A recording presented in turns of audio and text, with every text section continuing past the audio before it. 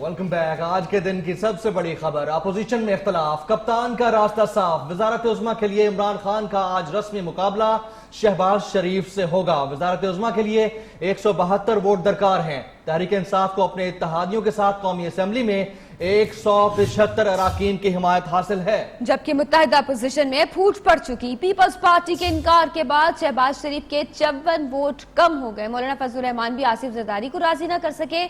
MMA में शामिल जमात इस्लामी भी शहबाज शरीफ को वोट देने के लिए तैयार नहीं। कप्तान की जीत का रस्मी ऐलान आज कौमी असेंबली में किया जाएगा। तहरीक इंसाफ और इत्तेहादी जमातें कौमी असेंबली में 175 सीटें हैं और अभी जो दरार पड़ी है मुत्तहिदा अपोजिशन में उस शहबाज शरीफ को लेकर हुई है। पाकिस्तान पीपल्स पार्टी के सबसे पहले तहफ्फुज़ात थे कि वो वजीर आज़म के उम्मीदवार शहबाज शरीफ के लिए वोट कास्ट नहीं करेंगे।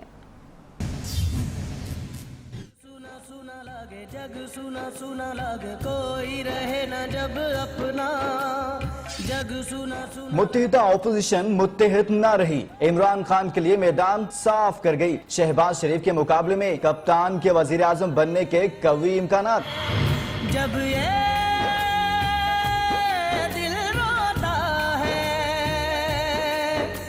जमात इस्लामी के बाद पीपल्स पार्टी ने भी साथ छोड़ दिया। पीपल्स पार्टी ने शहबाज शरीफ को वजारत उज़्मा के लिए वोट न देने का ऐलान कर दिया। आसिफ अली जरदारी इजलास में ही शिरकत नहीं करेंगे। मौलाना फजलुर रहमान की मुफाहमत के बादशाह आसिफ जरदारी को राम करने की तमाम कोशिशें हो गई नाकाम। मौलाना फजलुर रहमान के अपने भी अपने न रहे। जमात इस्लामी एमएमए से नाला हो गई। वजीर आजम के इलेक्शन से दूर रहने का ऐलान कर दिया। जग सुना सुना लागे, जग सुना सुना लागे, कोई रहे ना जब अपना। वजारत उज़्मा के लिए कौमी असेंबली में 172 वोटों की सादा अक्सरियत दरकार है। तहरीक इंसाफ अपने इत्तेहादियों के साथ इस हदफ को बासानी अबूर कर लेगी। वजीर आजम के इंतखाब के लिए वोटिंग ऐवान की तकसीम के तरीकाकार के तहत होगी। स्पीकर कौमी असेंबली वजीर आजम की जीत का ऐलान करेंगे। वजारत उज़्मा के लिए कौमी असेंबली में 172 वोटों की सादा अक्सरियत दरकार है। तहरीक इंसाफ अपने इत्तेहादियों के साथ इस हदफ को बासानी अबूर कर लेगी। वजीर आजम के इंतखाब के लिए वोटिंग ऐवान की तकसीम के तरीकाकार के तहत होगी। स्पीकर कौमी असेंबली वजीर आजम की जीत का ऐलान करेंगे।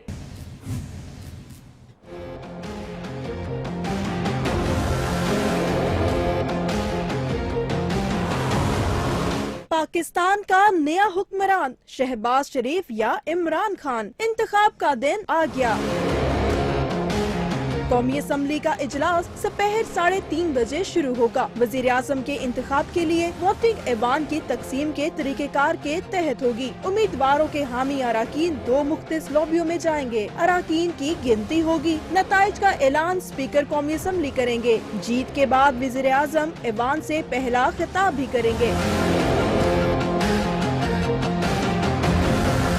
वजीर आजम की उम्मीदवार को सादा अक्सरियत ना मिल सकी तो दूसरे मरहले में दोबारा वोटिंग होगी।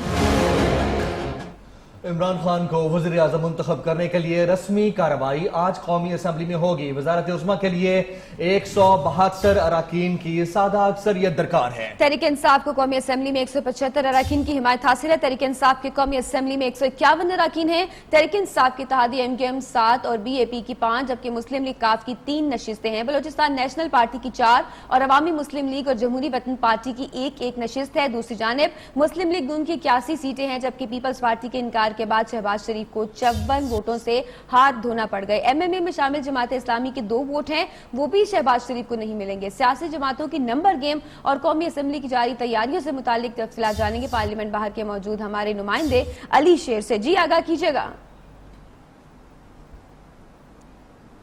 जी बिल्कुल, इस वक्त मैं पार्लियामेंट हाउस के बाहर मौजूद हूं और आज पाकिस्तान की तारीख का एक बहुत ही अहम कौमी असम्बली का इजलास होने जा रहा है।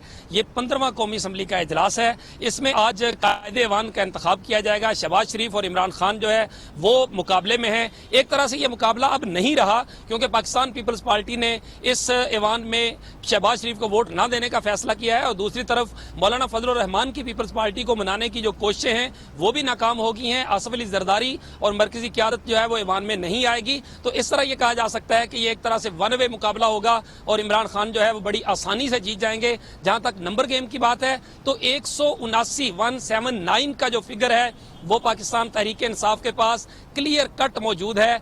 एक वोट जो था डॉक्टर गजना का, जो मखसूस सीट पे थी पाकिस्तान तहरीक इंसाफ की खैबर पख्तूनख्वा से, उनका नोटिफिकेशन रुका हुआ था। अब यह बताया जा रहा है कि उसका नोटिफिकेशन भी जारी हो गया। इस तरह 180 वोट जो है वो पाकिस्तान तहरीक इंसाफ के पास यकीनी हो चुके हैं, यानी इमरान खान 180 से ज्यादा वोट तो ले सकते हैं, लेकिन 180 वोट जो है वो बिल्कुल क्लियर है।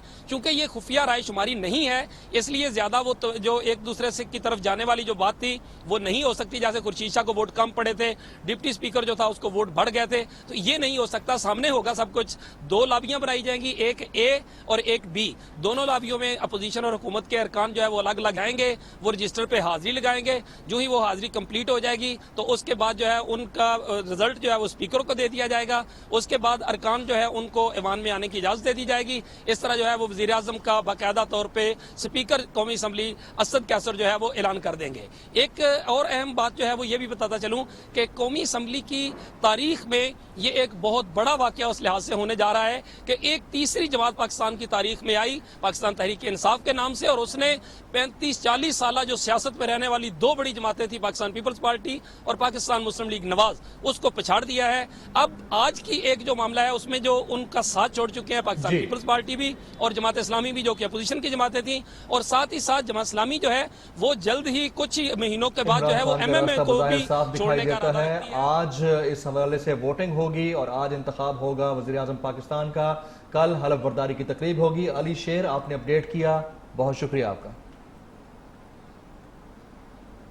इमरान खान की 22 साला सियासी जिदोजहद रंग ले आई। पाकिस्तान को क्रिकेट का आलमी चैंपियन बनाने वाले कप्तान की पार्टी मुल्क की सबसे बड़ी जमात बन चुकी है। चेयरमैन पाकिस्तान तहरीक इंसाफ इमरान खान के हवाले से आपको ये खुसूसी रिपोर्ट दिखाते हैं।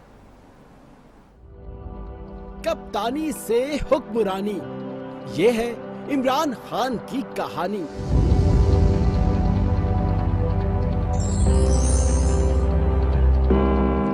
जून 1971 बर्मिंघम का मैदान, इंग्लैंड बमुकाबला पाकिस्तान। एक दुबला पतला नौजवान पहली बार मैदान में मौजूद। 5 रोज मैच चला, हार जीत के फैसले के बगैर खत्म हुआ। क्रिकेट पंडितों ने पेश गोई की कि यह नौजवान कभी बड़ा क्रिकेटर नहीं बन सकता। अक्टूबर 1978, power back India. Team Pakistan को होम सीरीज हराने को बेकरार। एक नया इमरान खान मैदान में उतरा और टीम इंडिया की जीत के सामने बड़ी रुकावट बन गया।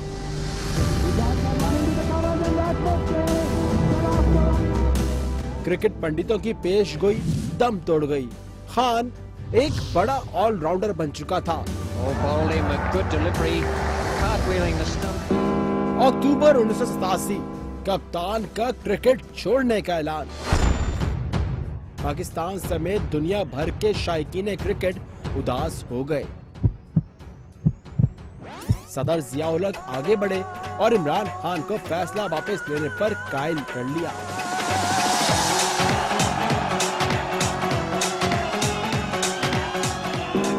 मार्च 1992, मेलबर्न का मैदान, क्रिकेट की आलमी जंग का हतमी मार्का। पाकिस्तान बमुकाबला बाबा क्रिकेट इंग्लिस्तान। पाकिस्तानी कौम जीत के लिए तो पुरुमीद, लेकिन जीत का यकीन किसी को नहीं। सिवाय कप्तान के। लेकिन फिर मौजा हुआ।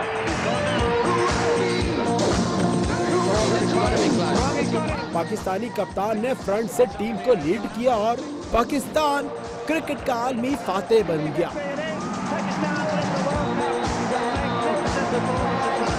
क्रिकेट पंडितों की पेशगोई दफन हुई।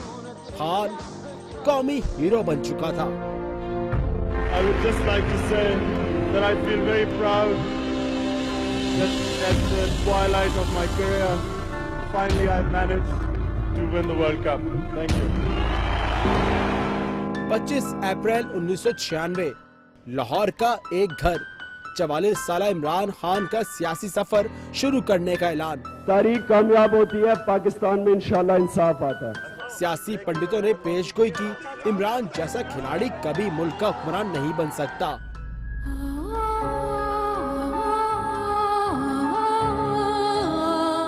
इमरान को इब्तदाई सफर में ही सियासी हरीफों की सख्त तनकीद और कई बार तस्दीक तक का सामना रहा। काउबॉय लाइफ, गैर मुल्की लड़की से शादी और सीता वाइड स्कैंडल, पाकिस्तानी सियासत में कदम जमाना इमरान के साथियों को भी नामुमकिन नजर आने लगा। अफगान जंग की मुखालिफत, अमेरिकी ड्रोन हमले के खिलाफ कराची में धरना। Because twice the parliament has passed resolutions condemning drone attacks.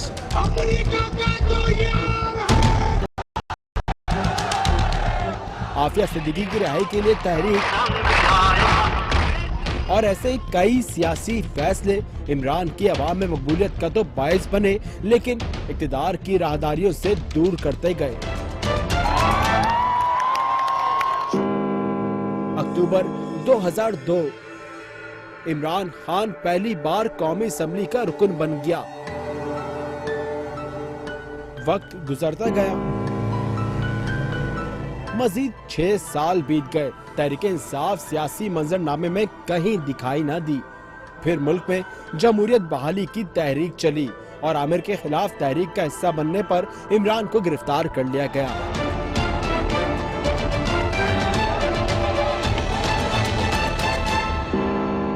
अक्टूबर 2011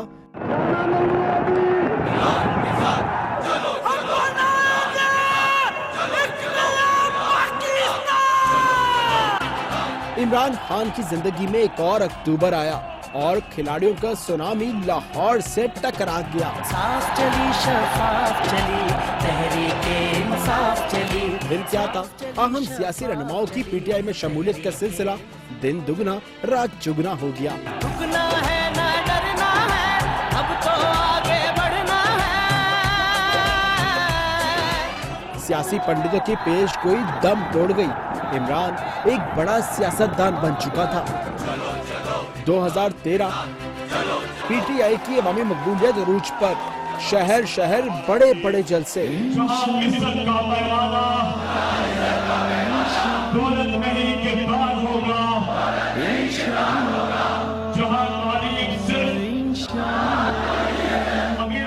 अवाम कप्तान के पीछे दीवाने, खिलाड़ियों को जीत का पूरा यकीन, लेकिन आम इंतखाबात में तहरीक इंसाफ तीसरे दर्जे पर रही।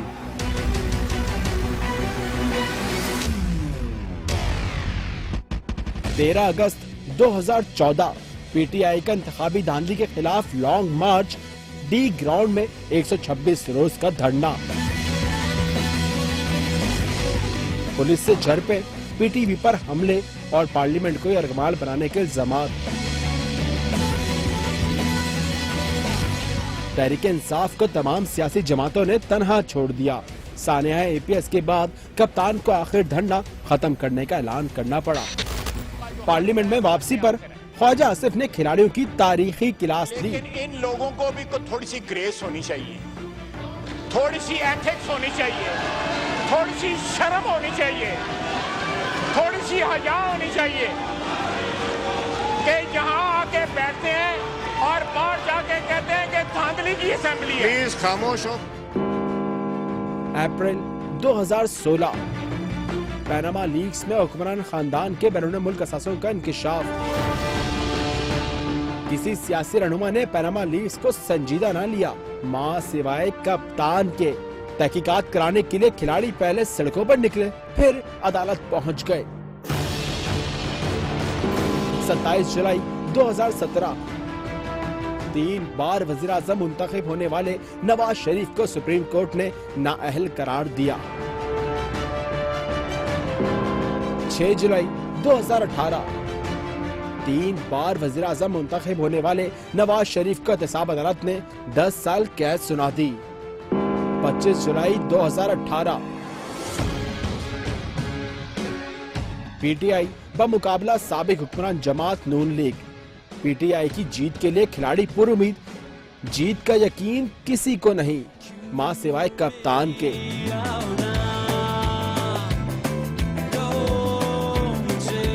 फिर अनहोनी हो गई। तहरीके इंसाफ मुल्क की सबसे बड़ी जमात बन गई।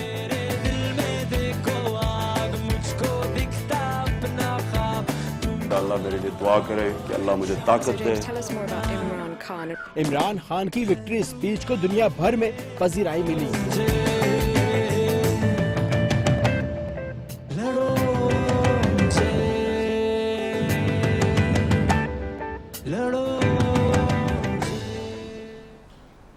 और अब बात करेंगे सदर के इंतखाब। सितंबर को होने वाले इंतखाबात के लिए कागजात नामजदगी का इजरात शुरू हो गया। कागजात नामजदगी लाहौर हाई कोर्ट से हासिल किए जा सकते हैं। 27 अगस्त तक कागजात हासिल करके जमा कराए जा सकते हैं। मजीद भी डिटेल्स देंगे आपको। 27 अगस्त तक कागजात नामजदगी हासिल करके जमा कराए जा सकते हैं। 4 सितंबर को सदर का इंतखाब जिसका इनेकाद होगा। चारों हाई कोर्ट के चीफ जस्टिस प्रिजाइडिंग अफसरान होंगे। 4 सितंबर की तारीख का ऐलान किया गया है, जबकि 27 अगस्त तक कागजात हासिल करके जमा कराए जा सकते हैं। अभी तक का कागजात नामजदगी जो कि लाहौर हाई कोर्ट से हासिल किए जा सकते हैं। नुमाइंदा न्यूज़ शुएब अली हमें मजीद तफसीलात से आगाह करेंगे। जी आगाह कीजिएगा। जी बिल्कुल, सदर पाकिस्तान के 4 सितंबर को होने वाले इंतखाबात के लिए chief justice Lahore high court Mohammad Yawar Ali को रिटर्निंग ऑफिसर मुकर्रर कर दिया गया है और सदारती इंतखाबात के लिए कागजात नामजदगी के इजरा का सिलसिला भी आज से शुरू हो गया है। इस हवाले से जो उम्मीदवार हैं वो कागजात नामजदगी लाहौर हाई कोर्ट से हासिल कर सकते हैं। इस हवाले से आपको बताता चलूँ कि सदर ममलिकत ममनून हुसैन के ओहदे की मियाद खत्म हो रही है और इलेक्शन कमीशन ने सदारती इंतखाब के लिए शेड्यूल जारी कर दिया है। सदारती इंतखाबात में हिस्सा लेने के ख्वाहिशमंद उम्मीदवारों के लिए कागजात नामजदगी रजिस्ट्रार लाहौर हाई कोर्ट के दफ्तर से दस्तयाब होंगे और इंतखाबी शेड्यूल के तहत सदारती इंतखाबात के लिए उम्मीदवार 27 अगस्त तक अपने कागजात नामजदगी जमा करा सकते हैं। इस हवाले से उम्मीदवार जो हैं अपने कागजात नामजदगी कायम मुकाम registrar Lahore high court Rao Abdul Jabbar से हासिल करेंगे और उन्हीं के ऑफिस में ये दोबारा जमा करवाए जाएंगे। जी शुक्रिया, तफसीलात से आगाह किया आपने। तकरीब हलफबरदारी और भारतीय क्रिकेटर की वज़ीर-ए-आज़म की हलफबरदारी की तकरीब में शिरकत का मामला। भारतीय क्रिकेटर सिद्धू वज़ीर-ए-आज़म की हलफबरदारी की तकरीब में शिरकत के लिए आज पाकिस्तान पहुंचेंगे। आपको अपडेट कर रहे हैं। भारतीय मायनाज क्रिकेटर और पार्लियामेंटेरियन सिद्धू वज़ीर-ए-आज़म की हलफबरदारी की तकरीब में शिरकत के लिए आज पाकिस्तान पहुंचेंगे। वो बरास्ता वाघा बॉर्डर आज लाहौर पहुंचेंगे। दीगर जो पार्लिमान के अरकान हैं भारत के वो शायद ना पहुंच सकें, लेकिन सिद्धू ने इस हवाले से इन दिया था कि वो पाकिस्तान पहुंचेंगे। अभी आपको बता रहे हैं कि भारतीय क्रिकेटर नवजोत सिंह सिद्धू वज़ीर-ए-आज़म की हलफबरदारी की तकरीब में शिरकत के लिए आज पाकिस्तान पहुंचेंगे और बरास्ता वाघा बॉर्डर लाहौर पहुंचेंगे। जस्टिस शौकत अजीज सिद्दीकी ने सुप्रीम कोर्ट में एक और दरखास्त दायर कर दी। दरखास्त में सुप्रीम जुडिशल काउंसिल के 30 जुलाई के फैसले को चैलेंज किया गया है। दरखास्त में इस्तदा की गई है कि जुडिशल काउंसिल को मुताल्लिका रिकॉर्ड तलब करने का हुक्म जारी किया जाए और आला अदलिया के जजेस की रिहाइश गाहों पर होने वाले अखराजात तलब किए जाएं। मजीद भी डिटेल्स देंगे आपको। सुप्रीम जुडिशल काउंसिल के 30 जुलाई को फैसले को जस्टिस शौकत अजीज सिद्दीकी ने चैलेंज किया है और उनका ये कहना है कि उस फैसले में मौजूद तमाम जजेस साहिबान की रिहाइश गाह पर होने वाले अखराजात की तफसीलात उसमें तलब की जाएँ और मुताल्लिका रिकॉर्ड तलब करने का हुक्म जारी किया जाए। आला अदलिया की जजेस की रिहाइश गाहों पर होने वाले अखराजात तलब किए जाएं। खबरें और भी हैं, लेकिन यहाँ वक्त हुआ है एक ब्रेक का। न्यू न्यूज़ के साथ रहिए।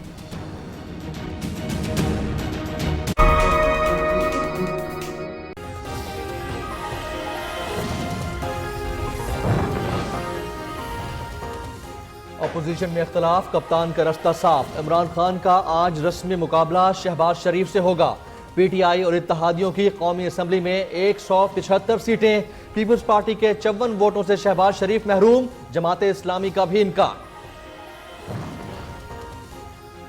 नौमुंतखब वज़ीर आला सिंध मुराद अली शाह आज नई काबीना के साथ हलफ उठाएंगे।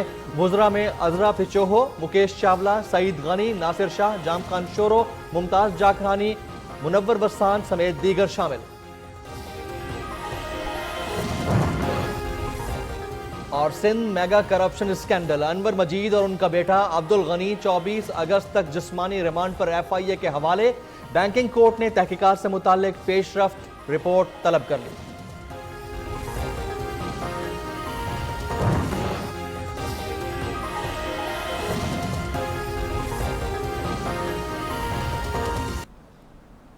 Welcome back. अच्छी खबर यह है कि बैरून मुल्क मुकीम पाकिस्तानियों को वोट का हक मिल गया है। ओवरसीज पाकिस्तानी अब ज़िमनी इलेक्शन में भी वोट डाल सकेंगे। चीफ जस्टिस ने रिमार्क्स दिए, क्या वोटिंग के नतीजे ज़िमनी इंतखाब के नताइज को शुमार किया जा सकता है। ज़िमनी इंतखाबात में अब अमल दरामद होगा इस बात का।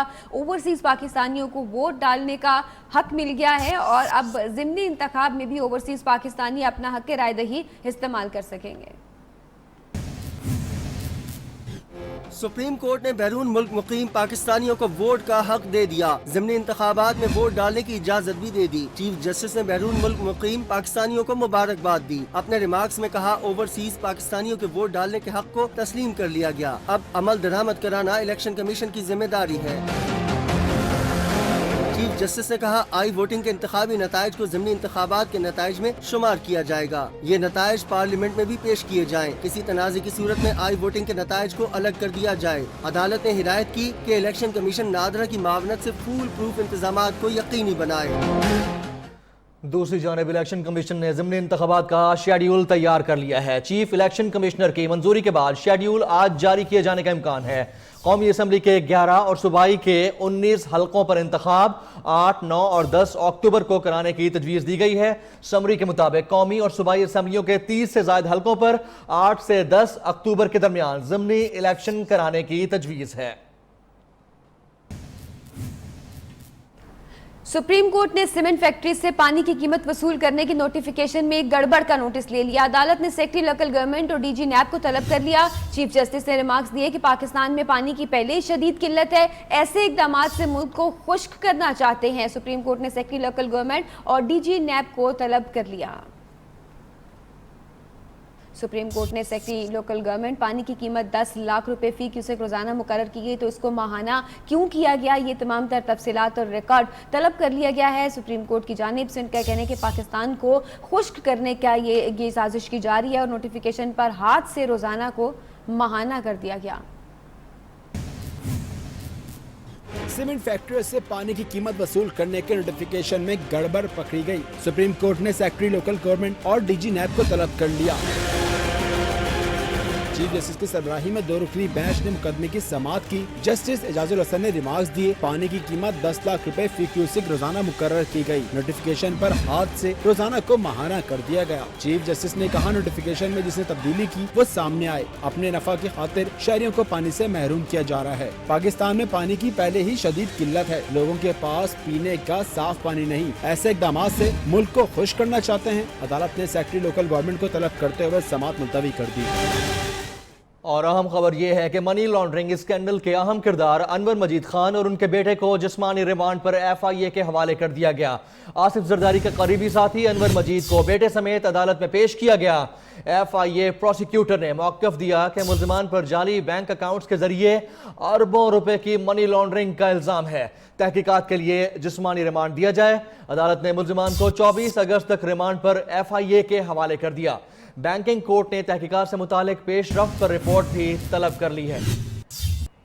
बैंकिंग कोर्ट ने आसिफ अली जरदारी की गिरफ्तारी का हुक्म दे दिया है। अपने नाज़रीन को इस वक्त अहम खबर से आगाह कर रहे हैं। बैंकिंग कोर्ट ने आसिफ अली जरदारी की गिरफ्तारी का हुक्म दे दिया है। मनी लॉन्ड्रिंग स्कैंडल के अहम किरदार अनवर मजीद और उनके बेटे को जिस्मानी रिमांड पर FIA के हवाले कर दिया गया, जबकि बैंकिंग कोर्ट ने साबिक सदर आसिफ अली जरदारी की गिरफ्तारी का हुक्म दे दिया है। आपको इस वक्त अहम खबर से आगाह कर रहे हैं।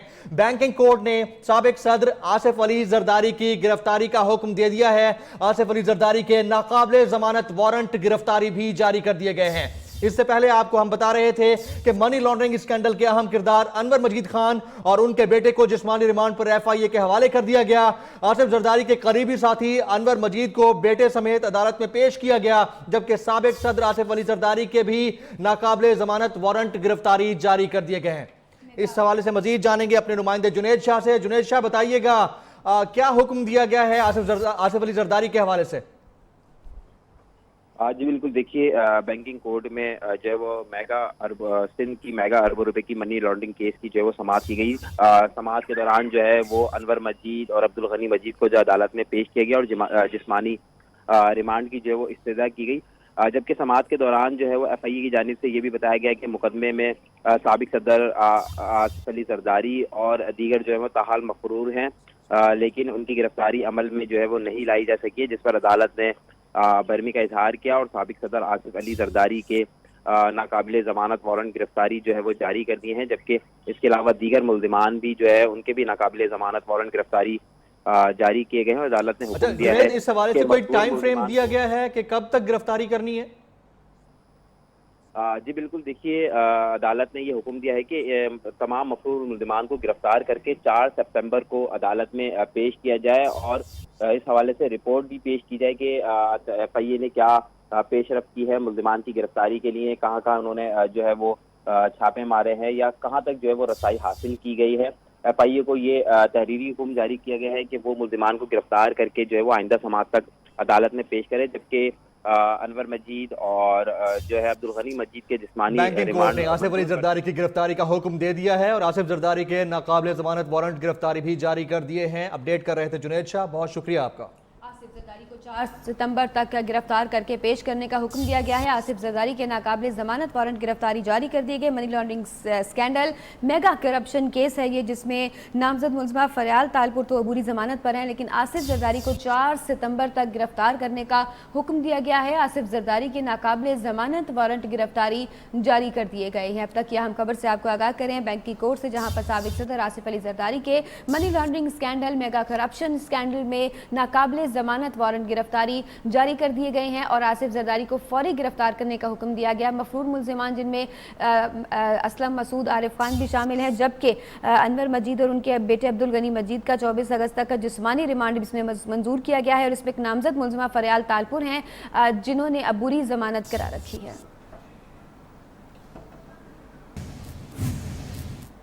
खबरें और भी हैं, लेकिन यहाँ वक्त हुआ है ब्रेक का। न्यूज़ के साथ रहिए।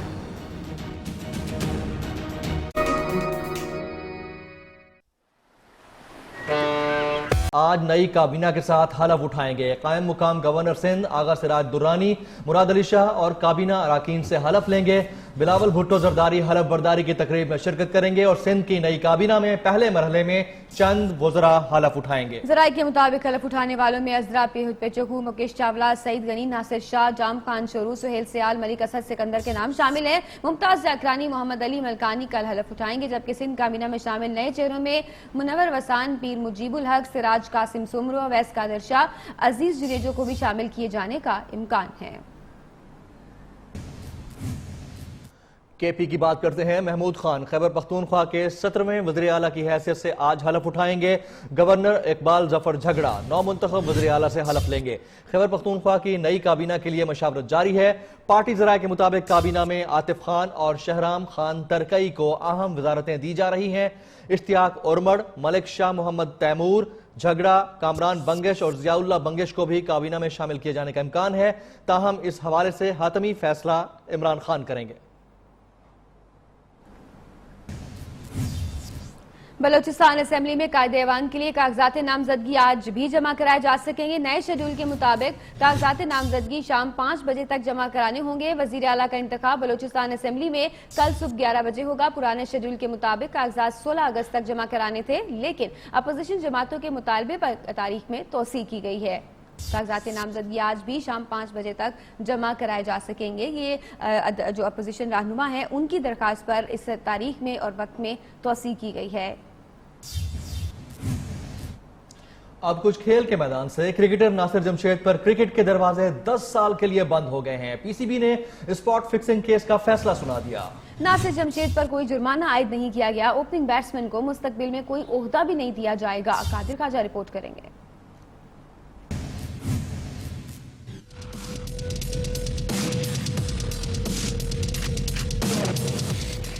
स्पॉट फिक्सिंग स्कैंडल एक और किरदार अंजाम को पहुंच गया। नासिर जमशेद पर 10 साल की पाबंदी, करप्शन करना, सहूलतकार बनना, दूसरों को उकसाना महंगा पड़ गया। के चार्जेस थे नासिर जमशेद साहब के अगेंस्ट, वो प्रूव हुए और उनको 10 साल के लिए बैन किया गया है मल्टीपल चार्जेस पे।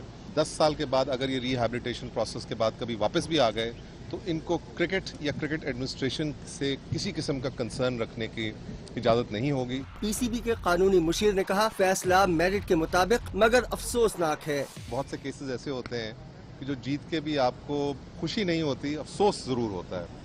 क्योंकि अफसोस की बात यह है कि एक और प्लेयर ने अपना करियर फिक्सिंग की भेंट चढ़ाया। ट्राइब्यूनल ने नासिर जमशेद को मुस्तकबिल में कोई ओहदा न देने की सिफारिश भी की है। Qadir Khawaja, new news, Lahore.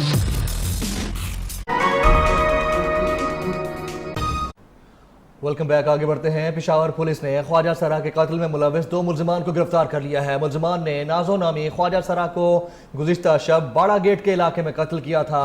उन्हें लाश टुकड़े करके बोरी में ले जाते हुए गिरफ्तार किया गया था। मुलजमान के मुताबिक ख्वाजा सरा नाजो से लेन देन का झगड़ा था। गिरफ्तार मुलजमान फारूक और सदाकत को तफ्तीश के लिए नामालूम मकाम पर मुंतकिल कर दिया गया है। खैबर पख्तूनख्वा में 3 साल के दौरान 62 ख्वाजा सराओं को कत्ल किया जा चुका है। मुलजमान जब लाश को टुकड़े करके बोरी में ले जा रहे थे तो तब गिरफ्तारी अमल में आई थी। अभी तक की इतलात के मुताबिक 1 साल के दौरान यहाँ पर जो सूरत हाल रही है, 62 ख्वाजा सराओं को कत्ल किया गया है, लेकिन इस सारी सूरत हाल के तारुफ के लिए अभी तक कोई इक़दाम नहीं किए गए।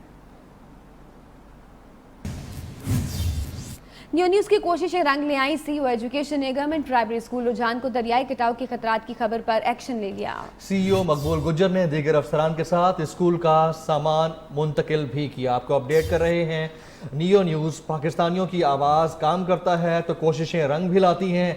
सीईओ एजुकेशन ने गवर्नमेंट प्राइमरी स्कूल रुझान को दरियाई कटाव के खतरात की खबर पर एक्शन ले लिया। सीईओ मकबूल गुज्जर ने दीगर अफसरान के साथ स्कूल का सामान मुंतकिल भी किया।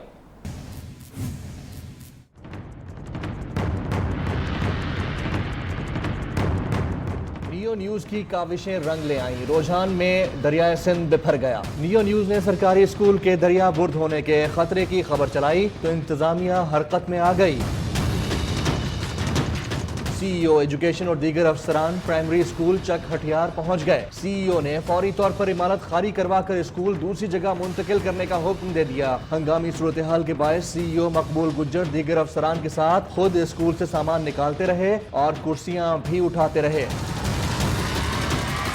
स्कूल के असातिज़ा और तालिब इल्मों ने आवाज उठाने पर नियो न्यूज़ का शुक्रिया अदा किया। दरियाए चनाब में सैलाबी लेने ने सब तहस नहस कर दिया। झंग और चनियोट के कई देहात ज़ेरे आब आने से सैकड़ों अफराद बेघर और खड़ी फसलें तबाह हो गई। जलालपुर भट्टियां की छठी शेखापुरी बस्ती दरियाबुर्द हो गई। दर्जनों घर मिलिया मेट होने से मकीन आसमान खुले तले आसमान रहने पर मजबूर है। मुतासरीन ज़िले इंतजामिया की तरफ से इमदाद न मिलने पर फट पड़े।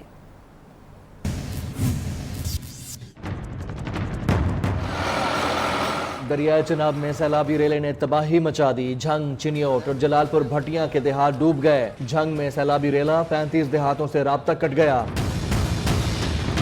इलाका मकीन अपनी मदद आप के तहत नकल मकानी करने पर मजबूर। सैकड़ों एकड़ फसलें ज़ेरे आब आ गईं। चिनियोट में भी सैलाबी पानी से खड़ी फसलें तबाह हो गईं। जलालपुर भट्टियां ठट्टा शेखा की पूरी बस्ती दरियाबुर्द हो गई। 60 से जायद घर मलियामेट होने से सैकड़ों अफराद बेघर हो गए। मुतासरीन जिला इंतजामिया की तरफ से इमदाद ना मिलने पर सरापा एहतजाज बन गए। उधर सराय आलमगीर में तूफानी बारिशों ने निजाम जिंदगी दरहम बरहम कर दिया। इंतजामिया हाथ पर हाथ धरे बैठी रही। अहले इलाका इंतजामिया को कोसते रहे। और लाहौर में पंजाब कोऑपरेटिव की इमारत में अलसुब आग भड़क उठी। आग लगने के बायस कीमती रिकॉर्ड जल गया। रेस्क्यू टीमों ने 2 घंटे की जिद्दोजहद के बाद आग पर काबू पा लिया। इससे कबल भी लाहौर में मुतअद्दिद सरकारी दफातर में आग लगने के वाकयात पेश आ चुके हैं, जिनमें अहम रिकॉर्ड जलकर खाकिस्तर हो गया। देखते हैं अता मोहम्मद की report.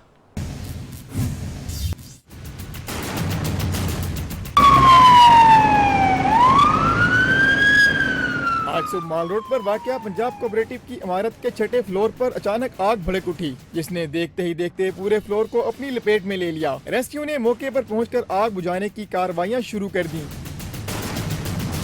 Registrar cooperative society Punjab की इस इमारत में सरकारी रिकॉर्ड भी मौजूद था, जिसमें पंजाब के मुख्तलिफ हाउसिंग सोसाइटीज का अहम रिकॉर्ड भी शामिल था। ऐन शाहिदीन के मुताबिक रिकॉर्ड जलने का खदशा है। रेस्क्यू की 10 फायर फाइटर इमदादी टीमों ने 2 घंटे बाद आग पर काबू पा लिया। लाहौर में इससे कबल भी मुतादिद सरकारी दफातर में आग लगने के वाकयात पेश आ चुके हैं, जिनमें अहम रिकॉर्ड जलकर खाकस्तर हो गया। LDA प्लाजा, अर्जेंटन रोड, कचहरी में लगने वाली आग में अहम रिकॉर्ड भी जल गया था। कैमरामैन वाजिद अली के साथ अता मोहम्मद, नियो न्यूज़, लाहौर। ईद कुर्बान की आमद है तो अब जिक्र मवेशी मंडियों का। पेशावर की मंडी में मिट्टू नामी बैल के चर्चे हैं। 30 मन के बैल की कीमत 5 लाख रुपए है, जिसका अभी खरीदार सामने नहीं आया। नुमाइंदा न्यूज़ नायाब रिजवान इसके बारे में कुछ मजीद बताएंगी। क्या खसूसियात है मिट्टू बैल की? जी बिल्कुल, पेशावर की मंडी में DI खान के मिट्टू बैल का चर्चा है। यहाँ पर काफी तादाद में लोग भी आए हैं, ग्राहक हैं, बैल को देखने के लिए आए हैं। इस वक्त मेरे साथ बैल के व्यापारी मौजूद हैं, उनसे बात करते हैं। आता है, दूध पिलाते हैं, खीर पिलाता है, हर चीज खिलाता है, घी पिलाता है, हर चीज खिलाता है। अच्छा, वजन क्या है, हाइट क्या है, कितने का बेचे? इसका 3 लाख लगता है, 5 लाख मांगता हूँ। तो ऐसे जो चीज़ है ना 30 मन रोजाना है। अच्छा, 30 मन इस बैल का वजन है मिट्टू का, जो तकरीबन 30 मन है ये। और यहाँ के जो ग्राहक आए हुए हैं काफी तादाद में, वो चक्कर भी लगा रहे हैं। इस मंडी में हर कोई जो है, हर ग्राहक, हर शहरी यहाँ का रुख करता है। यहाँ जो मिट्टू है, बैल है, उसका तमाशा करता है, उसको देखता है। बहुत ही प्यारा जानवर है, लेकिन उसके साथ साथ व्यापारी भी काफी परेशान है। उसे इंतजार है कि कब ग्राहक आएगा और इसको खरीद ले। जी, बुलेटिन में आगे बढ़ेंगे, बात करेंगे भारत के साबिक वज़ीर-ए-आज़म अटल बिहारी वाजपेयी की, जिनकी आखिरी रसूमात आज शाम 7 बजे दिल्ली के नेशनल म्यूजियम स्टेडियम में अदा की जाएंगी।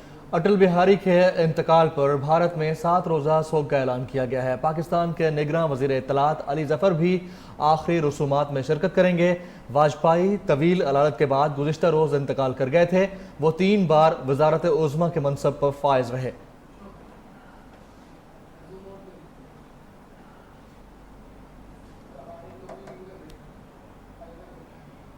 न्यूज़ बुलेटिन से अब तक के लिए इतना ही। हमें इजाज़त दीजिए और आप देखिए बेल्जियम में फूलों की बहार की आमद के मनाज़र।